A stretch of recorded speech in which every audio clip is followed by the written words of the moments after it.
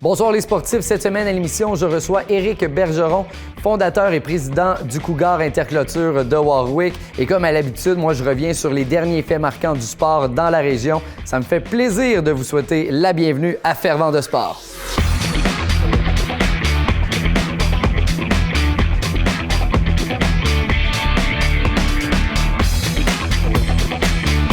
Pour débuter l'émission cette semaine, je parle avec, on parle des Cougars en fait, avec le président de l'équipe et fondateur également de la Ligue régionale de hockey, Éric Bergeron. Salut Éric, comment ça va? Tony. Ça va bien, merci. Hey, bienvenue en studio Éric, ça fait déjà un petit bout de temps qu'on essaie de se timer pour t'avoir ici même à Fervent de sport. Très grand plaisir de t'avoir avec nous. Merci. Je répète ce que je viens de dire, Éric.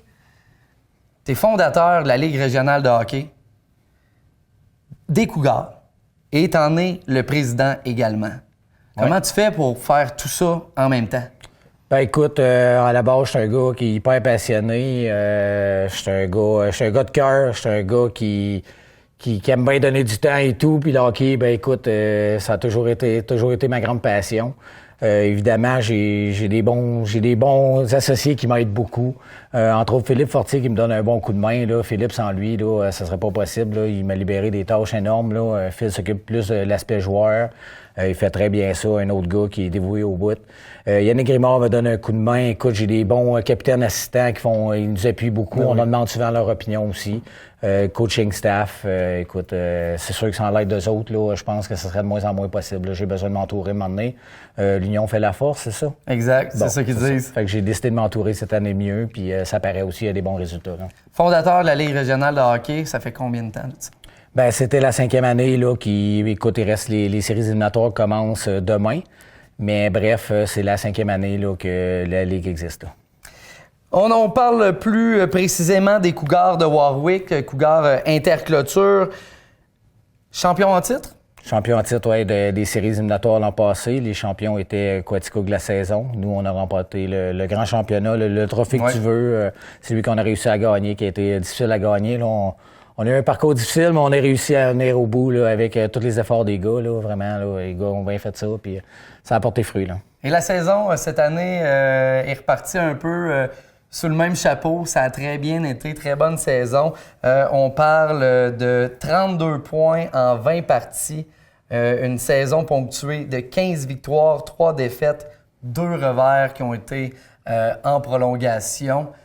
Comment tu te sens, toi, à la fin de cette saison régulière-là? Ben, je suis très satisfait de mes gars. Là. C'est évidemment, là, écoute, on a 3 défaites en temps régulier. On a une défaite seulement à Warwick aussi. Les autres, ça a tout été sur la route. Là. Quand même, c'est pas facile de gagner sur la route. Fait qu'en majeure partie, on a gagné nos matchs en plus sur la route. Ça a été serré jusqu'à la fin. Là. Il a fallu attendre le 20e match de la saison là, pour savoir si on était champion ou pas. Mais c'est ça, là. En gros, là, c'est un bel accomplissement, là, 32 points là, en 40 parties. Là. C'est vraiment bien. Là. J'imagine que c'est important pour toi que ton équipe gagne à domicile, surtout. Ben c'est sûr que chez nous, on veut gagner. Écoute, c'est un bonus de gagner sa route. On veut à la base que les gars se présentent, tu sais. On veut aussi, c'est ça, que les gars viennent par passion pour jouer au hockey puis qu'ils donnent leur max, si tu veux. Fait que oui, c'est d'autant plus important de gagner à la maison, c'est sûr, pour nos partisans. Puis c'est ça, tu sais. Parce qu'on parle de joueurs ici qui ont joué toute leur vie quand même au hockey. Il y en a plusieurs là-dedans qui ont atteint des niveaux quand même assez hauts.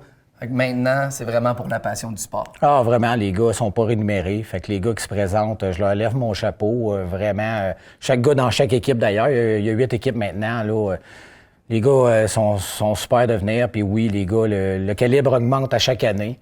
Vraiment, il y a une belle parité écœurante. Puis dans chaque équipe, là, il y a vraiment de très bons joueurs, là, vraiment. Là. On parle beaucoup aussi du respect entre les joueurs d'une même équipe, mais aussi du respect entre les équipes, parce que plusieurs joueurs, on parle là d'un circuit régional, c'est tous des joueurs qui ont soit déjà joué plusieurs années ensemble ou l'un contre l'autre. C'est important pour toi le respect dans le sport? C'est sûr que c'est super important. Écoute, on se cachera pas. Oui, en étant un circuit régional, il y a des équipes maintenant plus éloignées, mais on a 2-3 équipes. Tu sais, David-Lévis, on a gros des chums là-dedans. Asbestos, c'est des gars qu'on connaît aussi là-dedans. Veux pas, en étant là 50 ans aussi. Saint-Pierre-des-Béquets, tu sais. C'est sûr que les équipes comme Quaticook, Saint-Gus, Saint-Boniface, c'est Windsor qui sont nouveaux de cette année. On connaît moins de monde un peu, mais tu sais, oui, tranquillement, pas vite. Là, c'est important, c'est sûr, le respect. Là. Écoute, à la base, on y va par passion, on veut jouer au hockey, on veut éviter les blessures. Là. On parle maintenant, donc oui, des séries. On en a mentionné l'arrivée demain. Donc, toutes les équipes, je pense, seront en action pas mal en même temps, sinon dans la même soirée demain. Comment ça fonctionne, les séries? Pour la Ligue régionale? Bien, en fait, c'est ça. On est 8 équipes. Il y a eu un classement de 1 à 8. La manière que ça fonctionne, les séries, c'est toutes des 4 de 7. Quart de finale, demi-finale et finale. L'équipe 1 va pogner l'équipe 8. Nous, on joue contre Saint-Gus. Après ça, c'est Quaticook qui vont affronter Asbestos. T'as Saint-Pierre-des-Béquets qui vont jouer contre David-Louisville. Et Windsor, avec l'avantage Atlas, vont jouer contre Saint-Boniface. 4 de 7, on va avoir 4 gagnants, après ça, demi-finale et finale dans un mois et demi. Là. Est-ce qu'on est à domicile demain? Oui. Nous, demain, ça commence demain à 8h30 à Warwick. Et ayant fini premier, on a l'avantage Atlas jusqu'à la fin des séries. Donc, pour nous, tous les matchs vont être les vendredis soirs pour le temps qu'on va durer, en espérant se rendre jusqu'au bout. Mais pour nous, c'est les vendredis soirs à 8h30, là, c'est-à-dire pour la première ronde, le 7 février, 14 et 21. Les samedis, on va jouer sur la route là, à Saint-Gus pour la première série. Là. Bon, ben, écoute, on va vous suivre, c'est sûr et certain. Moi, ça va me faire toujours un plaisir de tenir les gens au courant des scores et justement de votre cheminement vers ce championnat des séries. Éric, ça a été un plaisir de t'avoir avec moi en studio. Merci beaucoup. Puis moi, je te laisse. On s'en va vers l'actualité sportive. Merci beaucoup, au plaisir. Plusieurs patineurs artistiques de la région étaient en action la fin de semaine dernière à Sherbrooke pour les championnats B de la section Québec. Du côté du CPA de Plessisville, 3 patineuses étaient présentes. Maëlie Gosselin, dans la catégorie sans limite, moins de 8 ans, en était à sa 2e participation au championnat de section B. Elle a obtenu un pointage de 18,95, terminant à la 4e place et manquant de peu le podium. Elle a obtenu le meilleur pointage de sa carrière, se classant au sein du top 5. Jade Tachereau, également dans la catégorie sans limite moins de 8 ans, en était à sa toute première compétition sur la scène provinciale. Elle a obtenu un pointage de 12,04, terminant à la 15e place. Elle accède au top 15. Marie-Philippe Marcoux, dans la catégorie préjuvénile moins de 11 ans, en était à sa première participation au championnat de section. Elle s'est présentée avec une attitude exemplaire. Elle a obtenu un pointage de 17,54, terminant 24e de son groupe. Du côté du CPA de Princeville, Alice Boutin et Ali Vigneault ont fièrement représenté leur club dans la classe sans limite moins de 7 ans. Alice Boutin a terminé en 16e position. Sa coéquipière Ali Vigneault, dans la catégorie sans limite moins de 9 ans, a pris le 14e rang. Les représentantes de la formation princevilloise seront maintenant en action à la compétition Claude Routier de Victoriaville.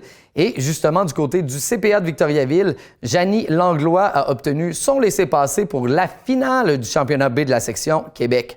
C'est en livrant une performance impeccable dans la catégorie juvénile qu'elle a obtenu son accès à la finale. C'était sa meilleure performance en carrière, étant donné que seulement 24 des 165 patineuses obtenaient leur billet pour la finale. Il s'agit d'un accomplissement de taille pour Langlois. Toujours chez les juvéniles, Caroline Legault a offert une performance au-delà des attentes en obtenant son meilleur pointage de la saison pour sa première participation à ce championnat. Le circuit des compétitions se poursuit cette fin de semaine ici même à Victoriaville avec la compétition Claude Routier. Au hockey, plusieurs jeunes athlètes étaient sur la glace la fin de semaine dernière. Chez les novices, les Tigres 2 ont mis la main sur la bannière de champion du 34e tournoi provincial novice des Jardins de Victoriaville. Dans une finale toute locale, ils l'ont remporté face aux Tigres 3 de Victoriaville par la marque de 6-2. Après que ceux-ci aient créé l'égalité, les Tigres 2 se sont repris et ont marqué 4 buts sans réponse de leur adversaire pour s'assurer la victoire. Dans les 3 autres finales au programme de la compétition, une autre formation de la région a eu le privilège de disputer le match ultime. Dans la classe novice 2, les Tigres 3 de Victoriaville ont été blanchis 3-0 par les Gouverneurs 2 de Sainte-Foy. Du côté de la catégorie Bantam, les Les Tigres 1 de l'entraîneur Yann Ouellette ont été dominants au tournoi de Sainte-Anne-de-Beaupré et ils ont remporté la compétition dans la classe Bantam A, signant 5 victoires en autant d'occasions. Ils ont inscrit un impressionnant total de 25 buts. Ils en ont alloué seulement 4. Dans le match ultime, ils ont eu raison des éperviers du lac Saint-Jean-Nord par la marque de 3-1. Jérôme Drouin avec un doublé et Hugo Jolin ont marqué les buts des vainqueurs en finale, alors que le gardien Nathan Rancourt-Tremblay a été crédité de la victoire. Il n'y a pas que sur la glace que les athlètes du coin se sont démarqués. Dans la piscine aussi, 15 nageurs du club de natation des Bois-Francs, accompagnés de l'entraîneur-chef Émile Desilets, étaient à Montréal afin de prendre part au Challenge Arena Camo 2020 qui regroupait près de 500 nageurs âgés de plus de 13 ans. Plusieurs records personnels ont été obtenus lors de la compétition. En fait, tous les nageurs de la délégation en ont obtenu, mais c'est chez les 13-14 ans que Julien Rivet, Philippe Côté et Thomas Campagnan se sont particulièrement illustrés. Campagna a d'ailleurs amélioré de 60 secondes sa marque aux 400 mètres. Chez les filles, toutes les nageuses ont grandement amélioré leur temps. Lisiane Boutin avec 4 records personnels, Anne-Laurie Descamps avec 2 nouveaux standards de la Coupe Québec et Ophélie Brosseau qui, grâce à son standard 2A réalisé aux 200 mètres libres, sera du prochain championnat 2A du Québec à la fin février. Se sont particulièrement démarqués. Chez les nageurs plus âgés, Thomas Plantir et Benjamin Desilets se sont illustrés avec de nombreux records personnels. Desilets s'est notamment distingué aux 800 mètres libres avec un chrono de 9,38 pour battre le record du CNBF. Sa performance aux 1500 mètres libres avec un chrono de 18,54 lui a conféré le 3e rang chez les 17 ans et plus. Une soirée de raquettes au clair de lune est organisée ce vendredi. Le Sentier des Trotteurs propose une randonnée de nuit. Le départ sera effectué à 19h. Des parcours de 3, 7,5 et 8,5 km vous sont proposés. On vous invite également à apporter votre lampe frontale pour vous éclairer. Le Titan de Princeville recevra la visite des Panthères de Saint-Jérôme ce vendredi dès 20h.